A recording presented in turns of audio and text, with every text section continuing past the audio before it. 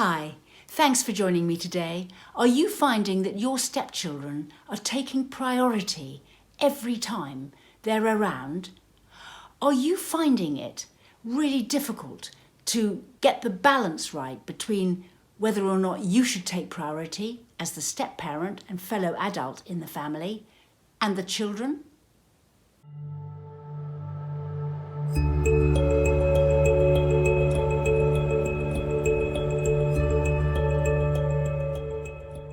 Subscribe to my channel and hit the notification bell, and I'll let you know every time I post. Should children come first, or should a person's relationship come first? If you are the step-parent and in a relationship with somebody who is a parent, then should they put their children first when they come round and the children are top priority? Or should you have top priority as the partner and in the marriage, and the children fit in and don't take top priority over you and your partner? This is a very difficult dilemma for what is called the pivotal parent, the parent who is both the parent of the children and partnering somebody who isn't the children's other parent. Sometimes both couples in a relationship are pivotal parents. If you both bring children to the relationship from a previous relationship, then you're both pivotal parents. This relationship is often called more difficult than being a negotiator in the United Nations. It's a balancing act, and it is incredibly difficult to get right because no one is ever satisfied.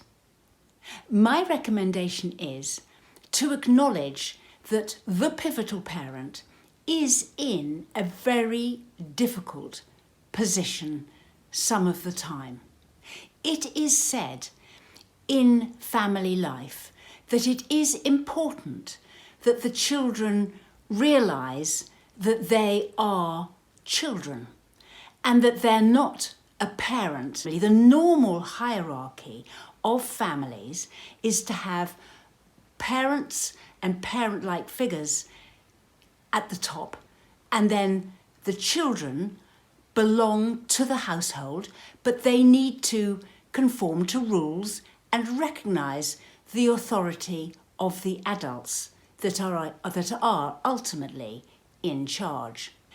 And the children are welcome and belong, but they don't have the right to usurp other adults, because if they do, then they'll get the opinion that they've got much more power than they should really have in a situation.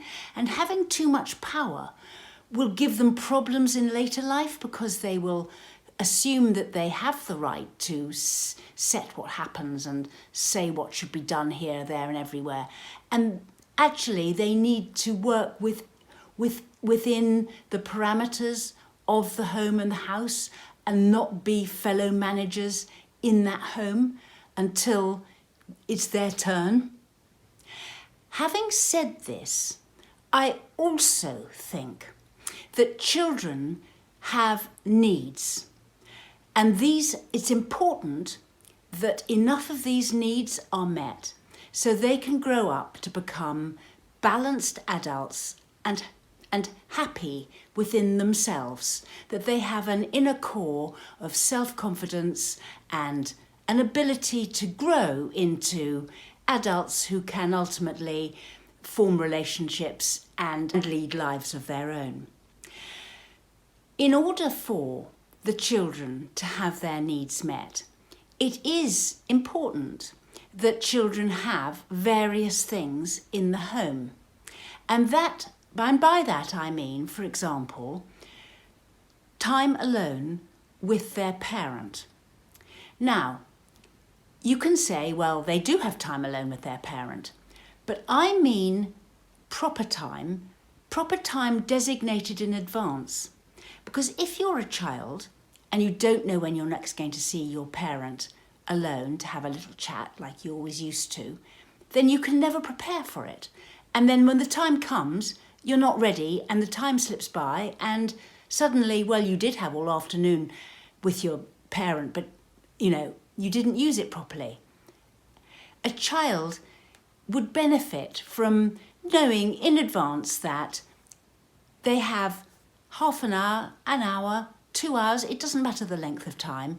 It's more important the frequency, so it's frequent enough.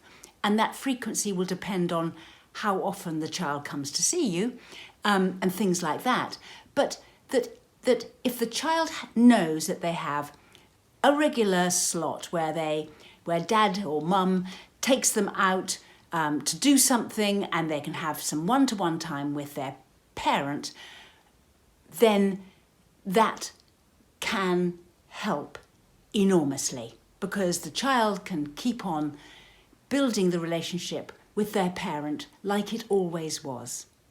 Another important need that the children have is for communication, because when their parent forms a new relationship, everything changes.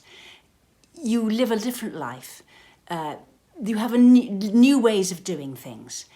And in the home, when the child is expected to come into the home and be part of that home and form a step family for the time that they're there, even if that's permanently, communication needs to be clear so that the child knows what's going on, when, how, what the thinking is behind it. They can then participate in family life.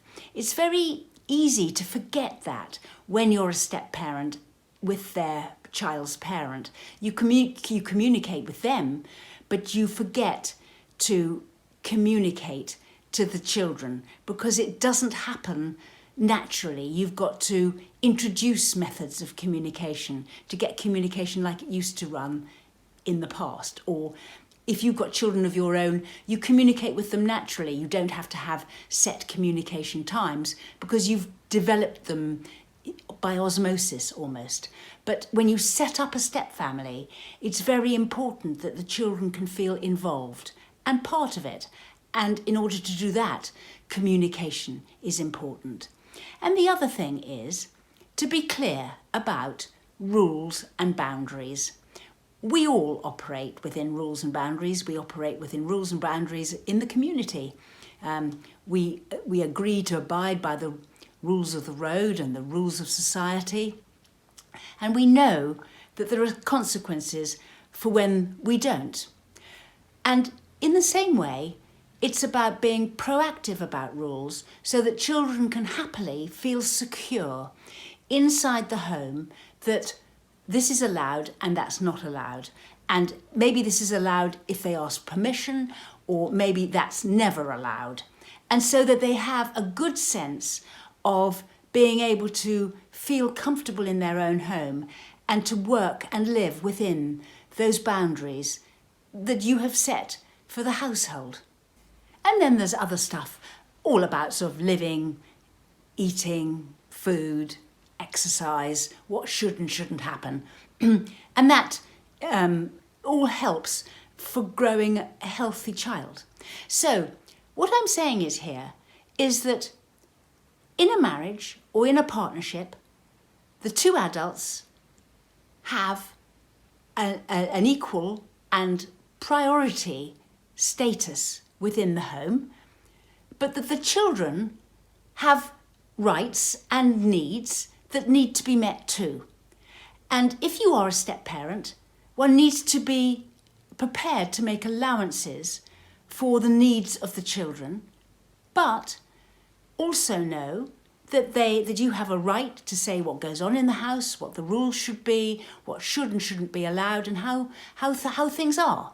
So it's a kind of negotiated arrangement.